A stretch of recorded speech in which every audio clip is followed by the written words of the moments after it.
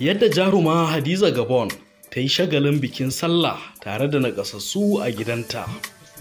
A daidai lokacin da takwarorinta jaruman fim, daraktoci, mawaƙa da masu shirya fina-finai ke ta tururuwar wallafa hotunansu tare da iyalansu cikin shigar alfarma a lokacin shagulgulan sallah.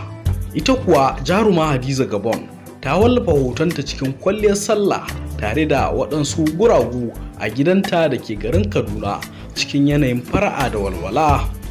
Lamarin ya ja hankalin al'umma da dama da ke bibiyar shafin jarumar a Instagram, inda suka riƙa yi mata ruwan albarka. Dama can dai jarumar ta kasance ta yi fice wurin nuna soyayya ga mutane nakasassu, domin kuwa ko wurin aiki ko hanya inda ta ci karo da irin waɗannan mutane takan ja su a jiki kana ta yi musu goma ta arziki. Hadiza Gabon tana cikin na farko da suka tallata taimakon gajiyayyu a cikin 'yan fim, wanda hakan ya jawo waɗansu ma suka shiga harkar tallafawar.